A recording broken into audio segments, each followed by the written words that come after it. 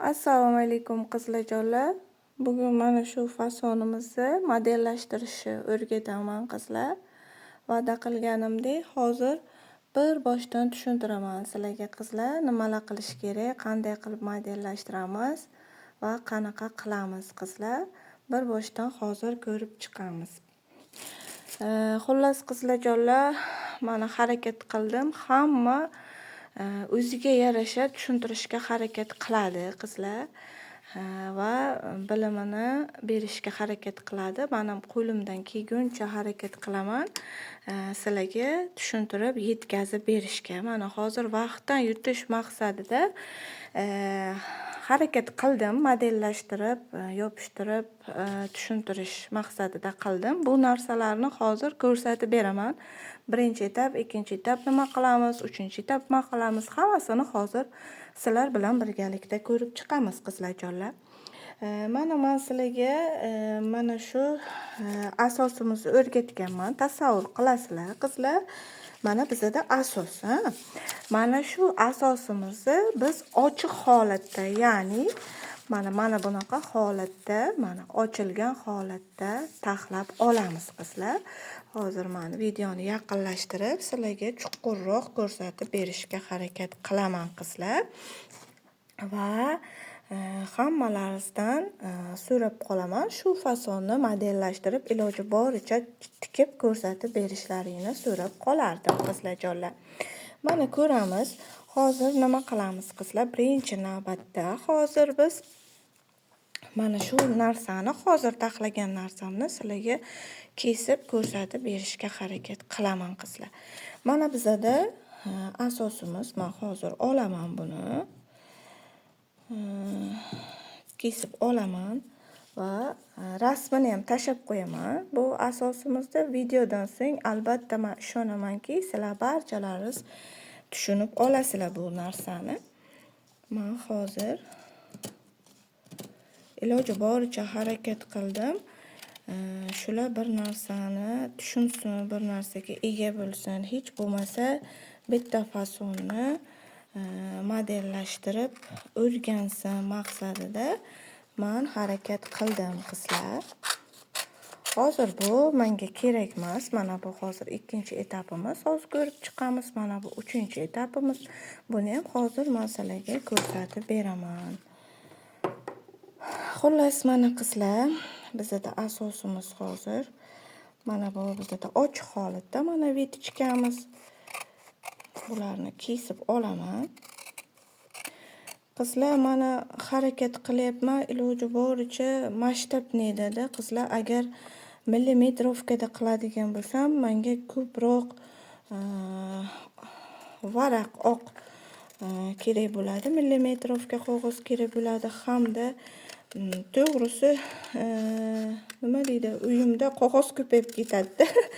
Shu maqsadda ham harakat qilyapman. Mana kichkina variantda ko'rsatib berishga, hali sizlar bilan birgalikda juda ham ko'p fasonlarni modellashtiramiz va menga o'yladimki, shu kichkina masshtabli variant qulay. Mana shu masshtabli variantda qilinadigan ishlar hammasi 2-3 barobar kichraytirilgani. Katta variantda sizlar libos tikkanlaringda, libos modellashtirganlaringda katta variantda ana bo'ladi. Xuddi shunaqa bo'ladi qizlar. Mana bu ham kerak emas hozir bizga. Kichkina variant qanaqa bo'ladigan bo'lsa, katta variantda ham xuddi shunaqa bo'ladi qizlar. Endi bizani keyingi qiladigan ishimiz, biz vitichkalarni yopib olishimiz kerak qizlar. Va vitichkani qanaqa qilib yopamiz? Hozir ko'rasizlar.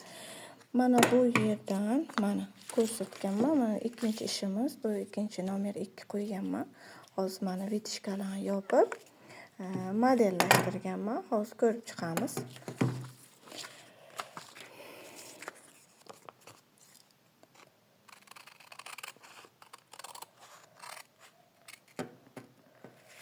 Mana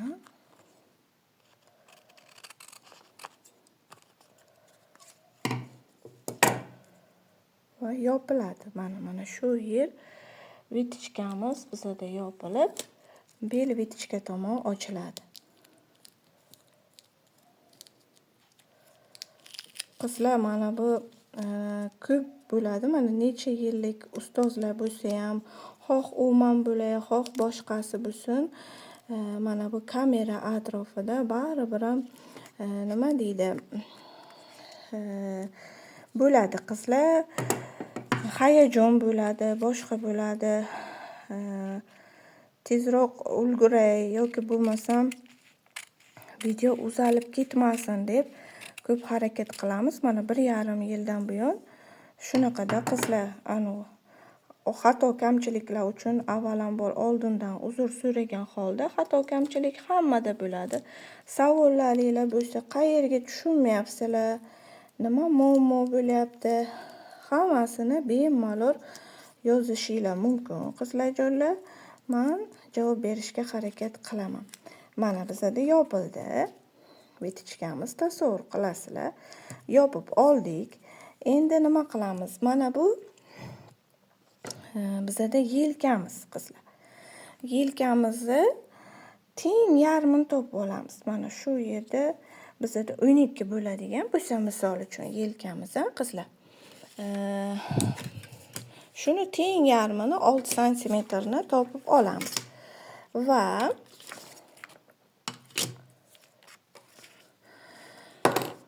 5 santimetr, mana shu yerdan biz 5 santimetr qo'ltiq ostidan belga tomon 5 santimetr tushib olamiz. Va mana ko'ryapsizlarki, qanaqa mana bunaqa ovalsimon bo'lib kelyapti-da qizlar. Mana bunaqa bo'lib kelyapti. Xuddi shu holatda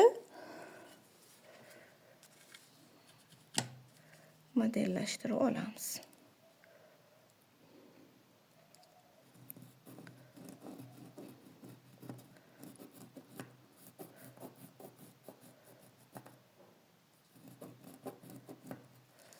Mana qizlarjonlar, endi biz nima qilamiz?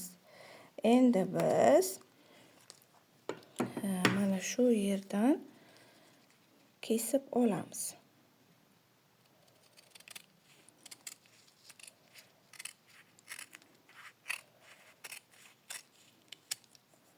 Mana kesib oldik va biz buni mana shu holatda yopishtiramiz.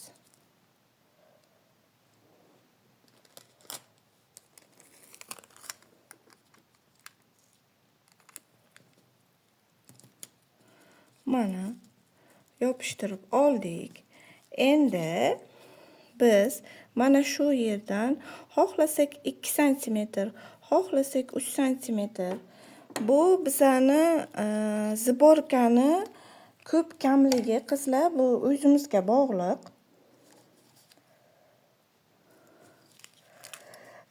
Agar ziborkasi ko'p bo'lishini xohlasanglar,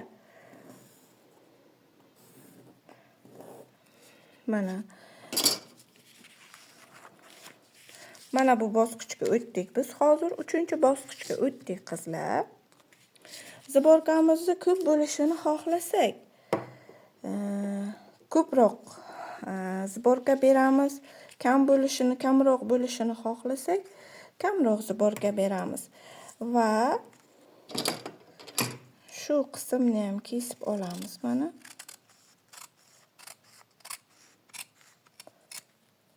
Mana qizlar. Va mana bu qismni ham kesib olamiz. Qizlar, agar adashib ketishni xohlamasanglar, raqamlar olamiz. Mana shu yerdan 1, 2,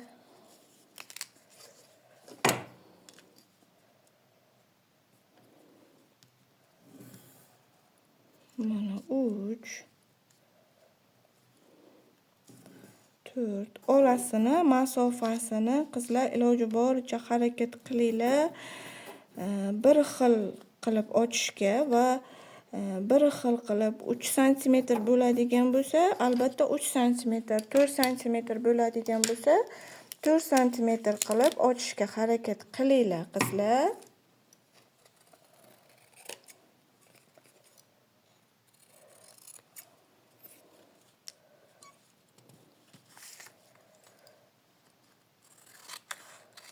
adashib ketmaslik uchun ham qizlarjonlar raqamlab olinglar. Mana o'zim ham raqamlab olganman. Mana 2, 3, 4,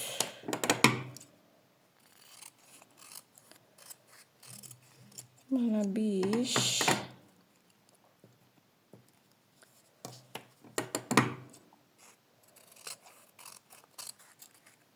bu 6 bizada.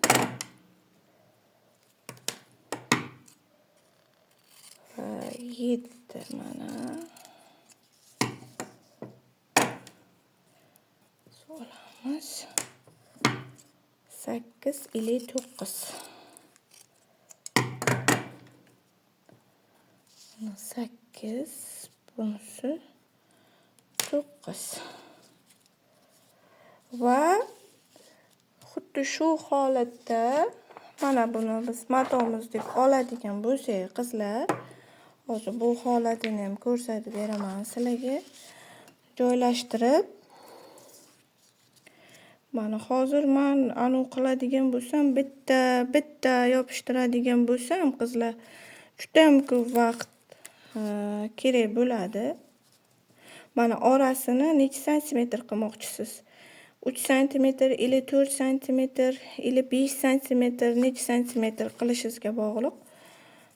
Men hozir bu holatini ham sizlarga ko'rsatib beraman. Xullas qizlarjonlar, shu holatda joylashadi. Mana shu yerda qanaqa joylashtirilgan bo'lsa, mana qizlar, buni olib qo'ya qolamiz hozir. Mana qanaqa joylashtirgan bo'lsam, sizlar ham xuddi shunaqa joylashtirasizlar. Va hozir biz ko'rib chiqamiz. Endi bizda qanaqa holat. Mana hozir men buni kesib olaman. Qizlarjonlar, chok haqi berib kesasizlar albatta, chunki sizlar matoda bichyapsizlar. Men hozir chok haqi olmadim. Chok haqilari beriladi albatta tikish jarayonida.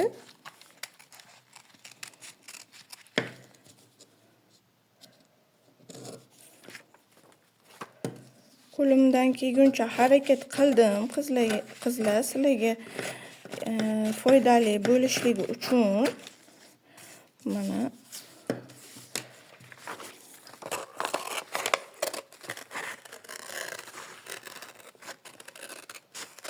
chok haqilari berib, kesib, matoda bichib olasizlar.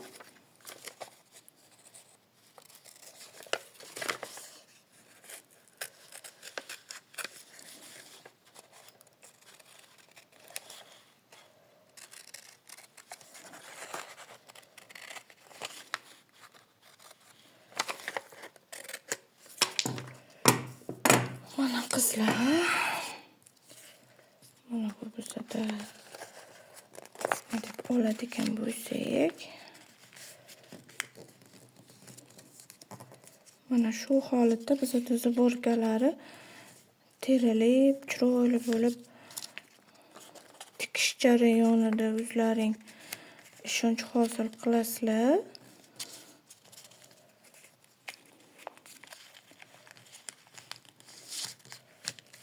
Xullas qizlar, mana shunaqa qilib yig'ilganda bizda mana boyagi rasmdagi holat paydo bo'ladi qizlar. Mana shu holat paydo bo'ladi.